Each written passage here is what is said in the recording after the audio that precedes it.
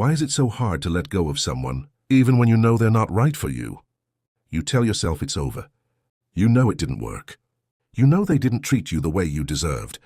And yet, you still think about them. You still replay conversations in your head. You still wonder what they're doing. You still feel attached.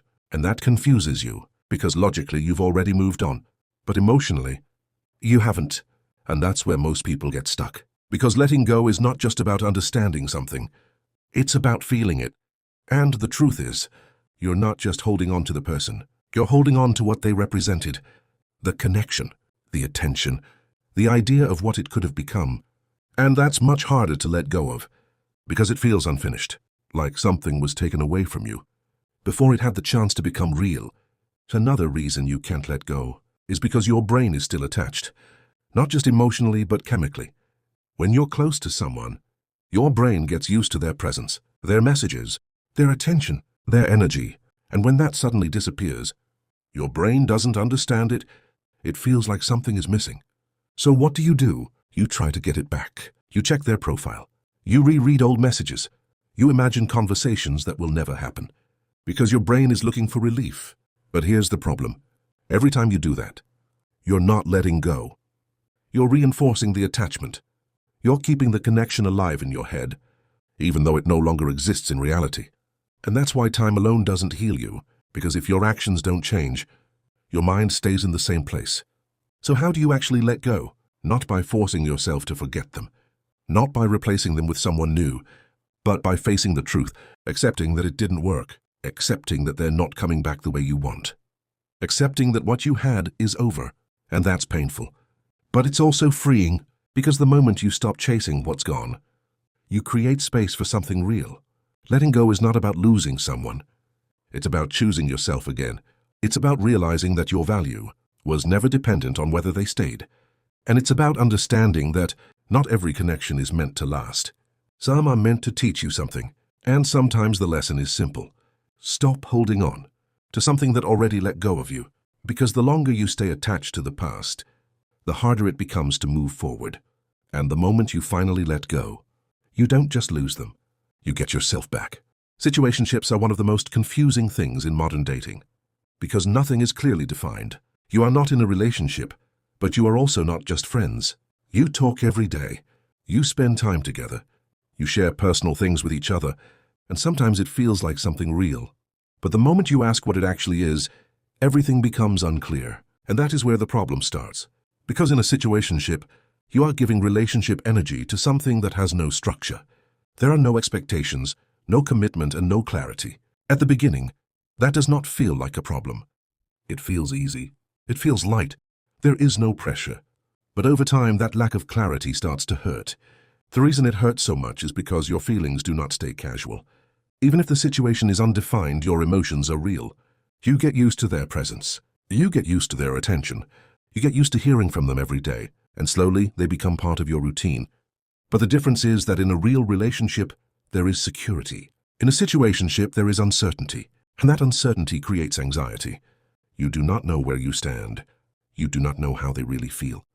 You do not know if they are talking to other people. So your mind starts trying to figure everything out. You begin to overthink. A late reply suddenly feels important. A short message feels like distance. A change in behavior feels like rejection. And without realizing it, you start losing control over your emotions. Another reason situationships hurt so much is because they are built on potential. You don't just see the person for who they are. You see what they could become. You imagine what the relationship could be like.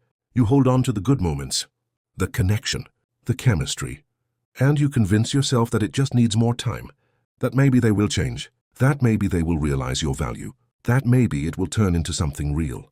But the truth is, most situationships don't turn into relationships, because if someone really wants to be with you, they don't keep it undefined. They don't keep you guessing. They don't leave you in a position where you constantly question yourself. This is where a lot of people get stuck. You do not want to let go, even when you feel that something is missing. Not because it is healthy, but because it has become familiar. You are used to them. You are used to the attention, the conversations, and the connection.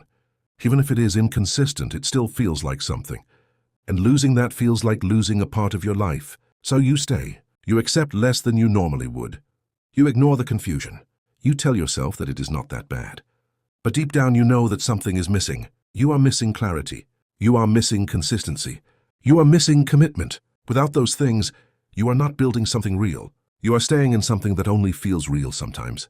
One of the biggest problems with situationships is that they slowly affect your self-respect.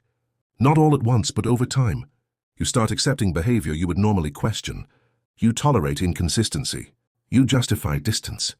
You lower your expectations because you do not want to lose them. And the more you adjust to them, the more you move away from yourself. You stop asking for clarity. You stop expressing what you need. You stop setting boundaries because you are afraid that asking for more will push them away.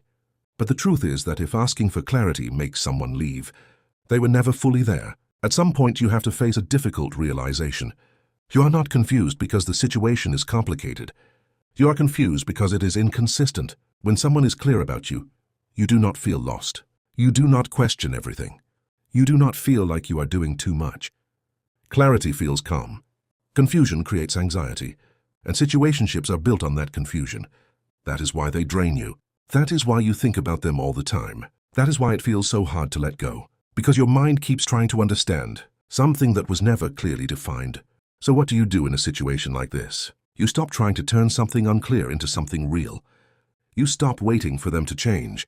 You stop hoping that time will fix everything, because time does not create commitment. Clarity does.